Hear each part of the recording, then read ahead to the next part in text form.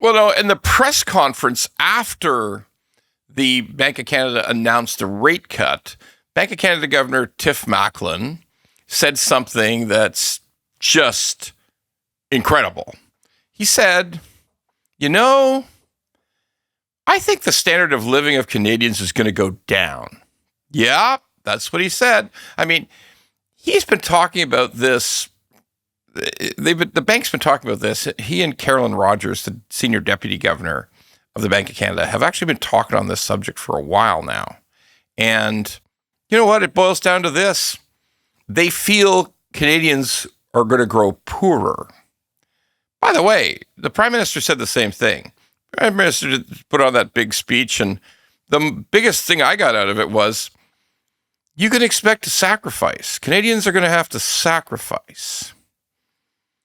What's going on here? Okay, like, what the fuck's happening? Bank of Canada governor says expect a lower standard of living because of all the troubles we're in and poor productivity and many other reasons. And then the Prime Minister says, yeah, got to sacrifice. People got to sacrifice. Well, what's been going on for 10 years? Have we been sacrificing for 10 years? I mean, every person under 35 in Canada feels that they've been run out of town, railed over for the last 10 years. I mean, because they can't afford a house, their wages are suppressed. I mean, they brought in a jillion temporary workers so that very young people just out of high school can't even get a job. I mean, what is going on here? And now the Bank of Canada governor promises, yep, you know what? It's just going to get worse. You're going to have to expect a lower standard of living. All right. We actually know why we should expect a lower standard of living. It's not that hard to understand. Canada is a very expensive country. It's just true. We have high tax rates compared with the rest of the world. We have low productivity, which is not how hard people work. It's, do we have innovation? Do we have improvements in process? Do we invest in new systems and new processes? The answer is no, we don't, okay? Because we are a high tax country. We have high corporate taxes, we have high personal taxes, and we have tons of hidden taxes. We have the industrial carbon tax that pushes up our energy costs. So if you're building a factory here, you might figure, well, we need a lot of electricity in our factory. What are the electricity costs in Canada versus the electricity costs in Colorado? What's it like? Oh, it's 3 times more expensive electricity. 3x, like a multiple of 300% more electricity cost in Canada than Colorado. Maybe we should swing with Colorado because the wages are about the same. Okay, some things are a little different. Like we got the healthcare issue, but there's no industrial carbon tax for our factory down in Colorado. So cheaper power, much better corporate taxes. Yeah, I think we're better off. Oh, and for our factory workers, price of homes is 50% less in Colorado. Like better. So yeah, that's what they're talking about. They're talking about an endless truth of an expensive place to do business. Investment is fleeing Canada. Billions and billions and billions of dollars worth of money have left Canada over the course of this year, mainly to the United States. A lot of that's got to do with the stock market, but it's got to do with a lot of other things. It's got to do with that high personal tax rate. It's got to do with the fact that, hey, I don't think things are going well in that country, Canada. I live here. I'm a citizen, and people are thinking in their heads, it's not going good here. I think it's going to go better in the U.S. Because guess what? You can't invest in countries like China and India. They have capital controls. You put the money in, you can never get it back. So nobody would invest there. But the United States, one thing about the United States, no matter how screwed up people might think it is under Trump, if you want to get your money out, you can get your money out. No problem. They make sure that part of the free enterprise system runs smoothly. Bottom line is this.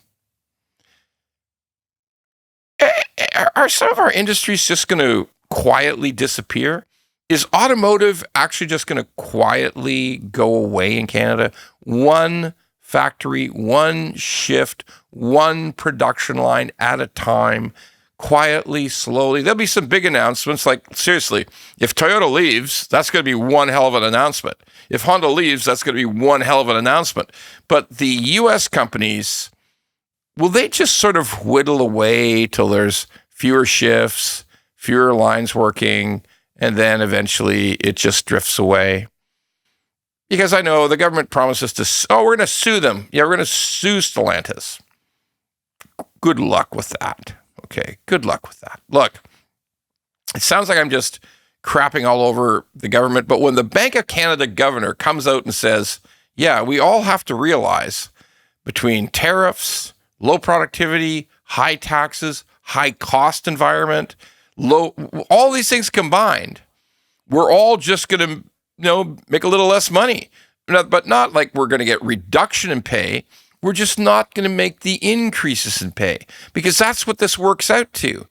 If you're a data stack guy, you make 40% more in the US than you do here. Like, one of the big problems because people are so mad about house prices because of this. In Canada, the price of housing over the last 20 years has increased at 300% more than wages. So yeah, no, for all you boomers who say, well, we had it tough too. No, you didn't have it tough. You had it much better. It's much tougher now. Everything's harder now. And guess what? The government's not going to reduce the price of homes.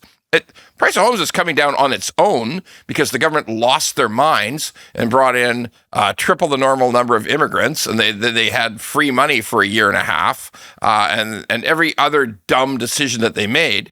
So, yeah, it's just not good when your central banker, the person who represents the whole financial side of your country, says, yeah, everybody's got to get used to being a little poorer, okay? That's a terrible thing. And if we don't figure it out, if we don't understand that we have to do radically different stuff, we need massive deregulation. Massive, like huge. I'm not talking about polluting the air and polluting the water or doing anything like that, but I'm talking about we don't need most of this stuff. We shouldn't care if the purple-toed toad, or the yellow-tailed sapsucker loses their nesting ground or loses their breed. We can't care. We got to build. We got to improve things. We got to become efficient. We got to have lower taxes. We got to get rid of all these hidden taxes like the carbon tax. We got industrial carbon tax still running. We have so much to do. Leaders have to stand up and do it, or we're going to get in a worse situation than we have today.